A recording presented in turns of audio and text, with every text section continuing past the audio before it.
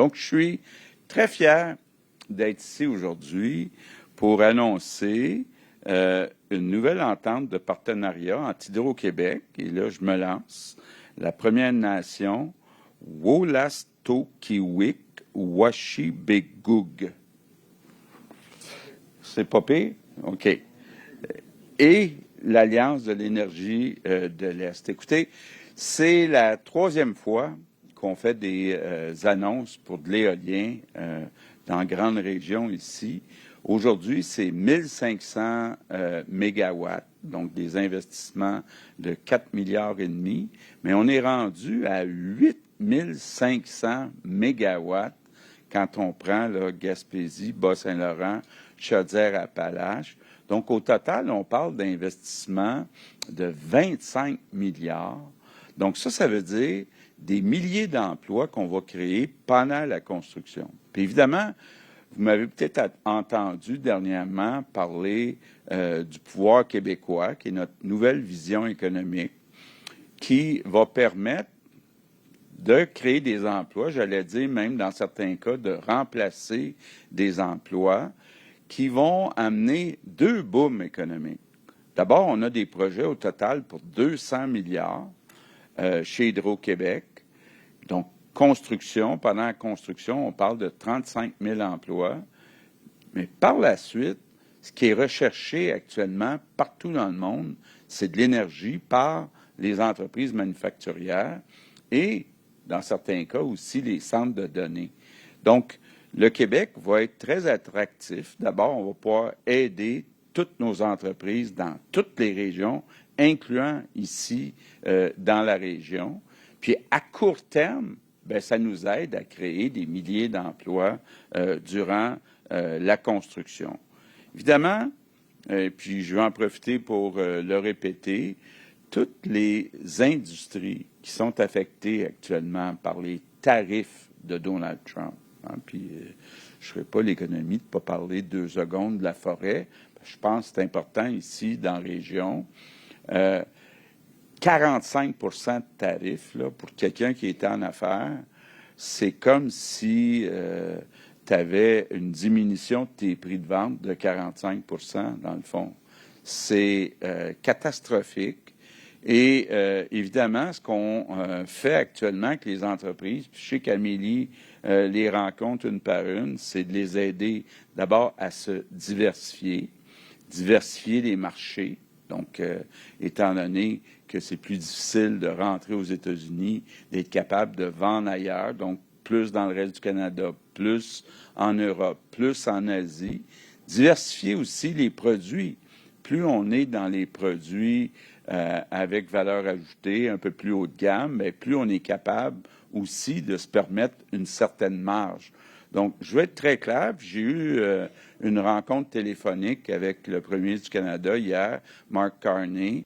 Déjà, eux autres aussi ont des programmes en place et ils veulent en ajouter. Mais ce qui est important, là, puis s'il y a un message que je veux lancer à toutes les entreprises forestières, c'est venez nous voir avec vos projets. On va vous aider. D'abord, on va vous aider du côté des liquidités à passer au travers les prochains mois. Puis ensuite, bien, d'être capable de se diversifier. C'est important de le faire. Mais c'est important aussi parce que notre ami Trump est imprévisible. Donc, on ne sait pas combien de temps on va avoir ces tarifs-là. Est-ce qu'on va les avoir pour toujours? Il y a même, on entend toutes sortes de choses. Est-ce qu'il n'y aura pas des tarifs additionnels lors de la renégociation de l'entente Canada-États-Unis-Mexique?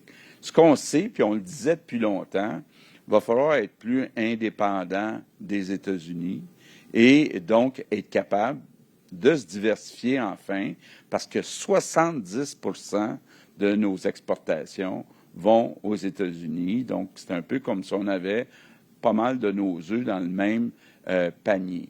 Puis évidemment, bien, il y a cette belle opportunité qu'on a, et on l'a dit, c'est important qu'il y ait de l'acceptabilité sociale pour l'éolien.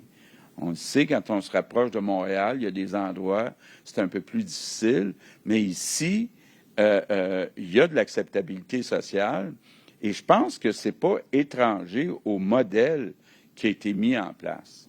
Je le dis souvent, là, moi, là, je rêverais d'avoir ce modèle-là dans toutes les régions du Québec. Que l'Alliance ait réussi à mettre ensemble toutes les MRC de la Gaspésie, du Bas-Saint-Laurent, puis une partie de Chaudière-Appalaches, c'est exceptionnel. Ça fait longtemps que je suis en politique, là, de dire on partage des revenus entre les MRC, entre les municipalités, première étape.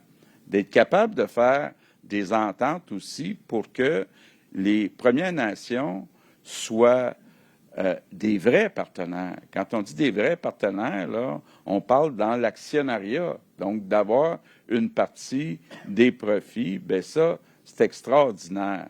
Donc, c'est un beau modèle. Évidemment, Hydro-Québec privilégie aussi ce genre de modèle de partenariat et c'est important pour toutes nos régions du Québec. Ça va être des opportunités tantôt de faire grossir, entre autres, toutes nos entreprises manufacturières.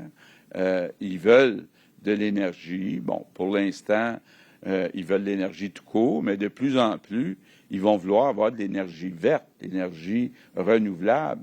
Puis là, Hydro-Québec est capable, entre autres grâce à l'éolien. Vous savez, en plus, le coût de l'éolien a beaucoup baissé.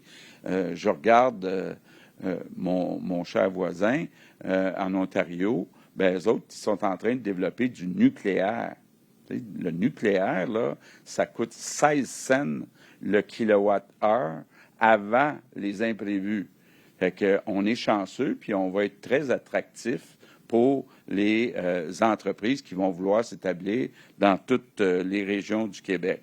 Puis, je veux aussi, en terminant, vous dire, on va continuer d'être un gouvernement qui aide les entreprises. Depuis que je suis premier ministre, on a aidé 25 000 entreprises au Québec. Là.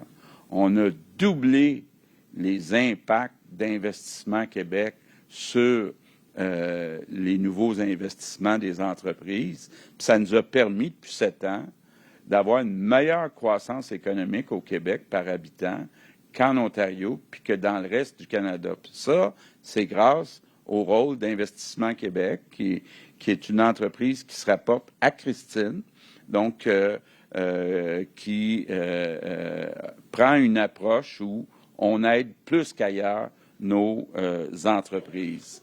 Donc, je termine en vous disant que je suis très fier. On est en train de travailler sur l'avenir. On travaille sur, comme je disais, 2 booms économiques.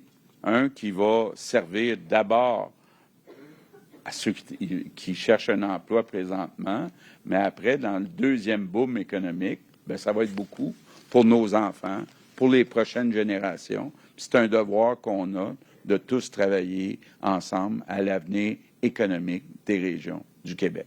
Merci tout le monde.